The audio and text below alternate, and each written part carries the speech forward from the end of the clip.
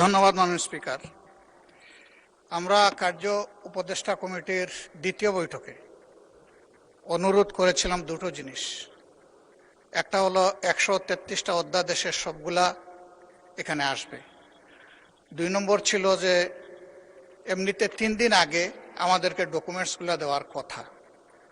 সমস্যা বাস্তবতা সবগুলা কনসিডার করে বলা হয়েছিল মিনিমাম একদিন আগে দেওয়া হবে, এনশিওর করা হবে। তা আমি তো অর্থনীতির ছাত্র না, যার কারণে এতগুলা ডকুমেন্টস এইখানে টেবিলে আসার পরে আমাদেরকে দেওয়া হয়েছে। একদিকে সংসদ চলছে, আরেকদিকে ডকুমেন্টগুলো এখানে রেখে দেওয়া হয়েছে। যেহেতু দুর্বল ছাত্র, এই জন্য কিছুই বুঝতে পারি নাই। এখন উপরে হাত তুলবো না নিচে নামাবো এটাও বুঝতে পারি। এখন যদি সংসদ সদস্য হিসাবে কিছু না বুঝেই হা বলি, এইটা হবে অপরাধ। যদি না বুঝে নাও বলি, এইটাও হবে অপরাধ। এই জন্য আমরা চুপ থেকেছি মাননীয় স্পিকার। আমাদের অবস্থান এখন তাই।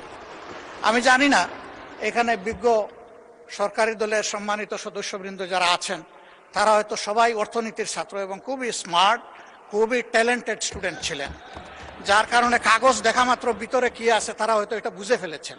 আমরা বুঝতে পারি নাই মাননীয় স্পিকার, এটা আমাদের অক্ষমতা। এখন আমরা কি করব, আমাদেরকে একটু পরামর্শ দেন।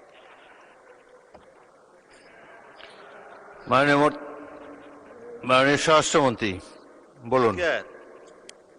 মাননীয় স্পিকার, সংসদের কার্য উপদেষ্টা কমিটি এই সমস্ত কর্ম নির্ধারণ করেছে।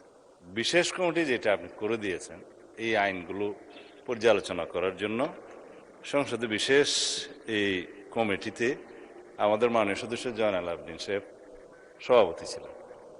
বিরোধী দলের পক্ষ থেকে বেশ কয়েকজন সদস্য ছিলেন, আইনমন্ত্রী সহ সবাই এটা পর্যালোচনা করে যে সকল অধ্যাদেশগুলো সর্বসম্মতিক্রমে অ্যাজ ইট ইজ পাস করার জন্য ডিসাইডেড হয়েছে, তার মধ্যে এই বিলটাও ছিল, অর্থ বিল সহ অন্যান্য।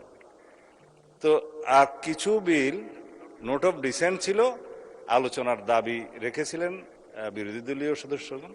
সেটি ইতিমধ্যে আপনি 2 মিনিটের জায়গায় 10 মিনিট 15 মিনিট যেভাবে আপনি উপযুক্ত মনে করেছেন আলোচনার জন্য দিয়েছেন। তা এখন যদি এই পর্যায়ে বিল পাশ হয়ে যাওয়ার পরে যদি বলে আমি কিছু বুঝিলাম না, এটা মাননীয় স্পিকার দুঃখ হল। যদি আপত্তি দিতেই হতো উত্থাপনের পর, তারপরে সেকেন্ড রিডিং এ বিবেচনার সময়।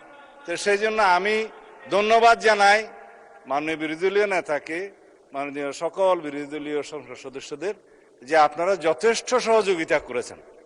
হাও বুঝে দিয়েছেন, নাও বুঝে দিয়েছেন। এই অপরিসীম সহযোগিতার জন্য সরকারি দলের পক্ষ থেকে আপনাদেরকে ধন্যবাদ জানাচ্ছি।